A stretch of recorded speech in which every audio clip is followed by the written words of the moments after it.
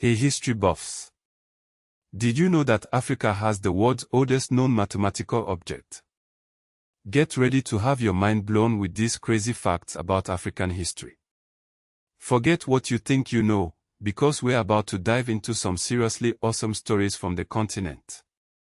First up, let's travel back, way back, to around 20,000 years before the Common Era. That's right, we're talking about the Ishango bone.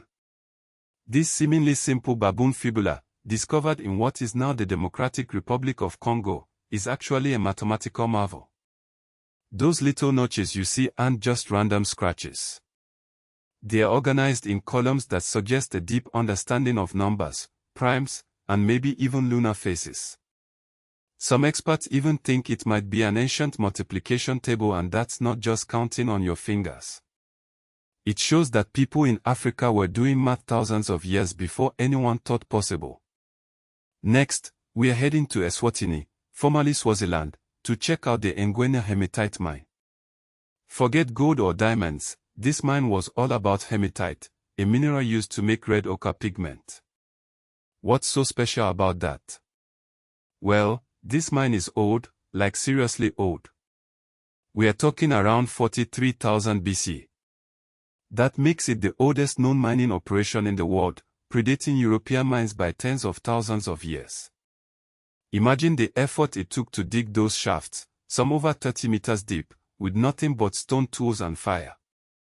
The miners, likely ancestors of the San people, were extracting over 200 tons of hematite every year. Talk about hard work. Let's jump forward a bit, but not too much, to about 90,000 BC, to Katanga, also in the Democratic Republic of Congo. Here, archaeologists discovered something truly amazing: barbed bone harpoons. These aren't just any harpoons, they are some of the oldest ever found, proving that people in this region were sophisticated fishers way back then. These harpoons, some up to 34 centimeters long, were used to catch giant catfish weighing up to 100 kilograms. Can you imagine reeling in one of those monsters with a handmade harpoon? It shows that organized group fishing was happening in Africa long before bows and arrows were even invented. Time for a military makeover. Let's fast forward to the early 19th century and meet Shaka Zulu, the legendary founder of the Zulu kingdom in South Africa. Shaka was a brilliant military strategist who revolutionized warfare. One of his most famous innovations: banning shoes for his warriors, the impis. That's right, Shaka trained his 50,000-plus warriors to run barefoot over thorny acacia ground to harden their feet. It might sound crazy, but it worked. His barefoot warriors could march up to 50 miles a day, allowing them to launch surprise attacks and outmaneuver their enemies. The attrition rate during training was high, but the advantage it gave the Zulu army was undeniable. And get ready for this, Shaka also came up with short spears called ikuwa and cowhorn encirclement tactics. He was basically a military genius. Now, let's talk about money.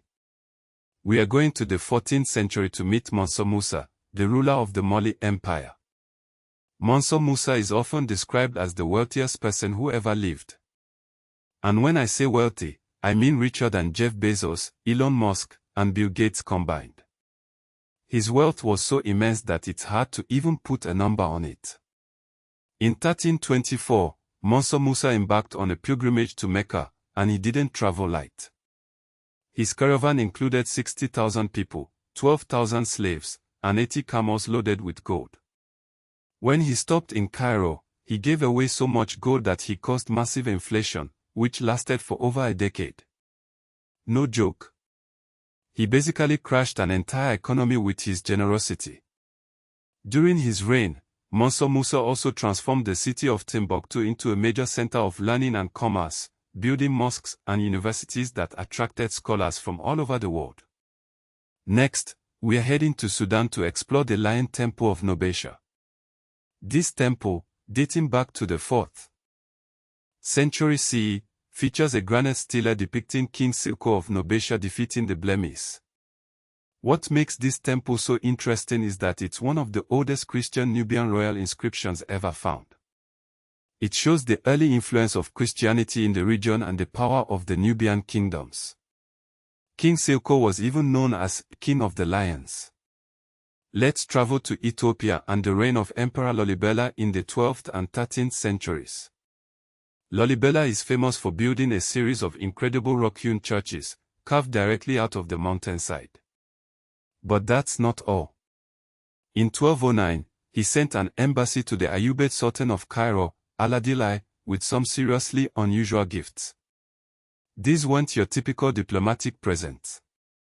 Lalibela sent a giraffe, an elephant, a zebra, and even a hyena. Talk about making an impression. These gifts were likely intended to secure an alliance against the Fatimid Caliphate and show off the unique wildlife of Ethiopia. Finally, let's head to Nigeria to explore the Great Wall of Benin. You might have heard of the Great Wall of China, but did you know that Africa has its own massive wall?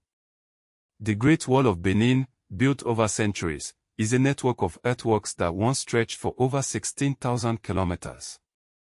That's longer than the Great Wall of China.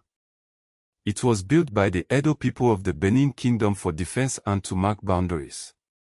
It enclosed an area of 6,500 square kilometers, making it one of the largest man-made structures in the world.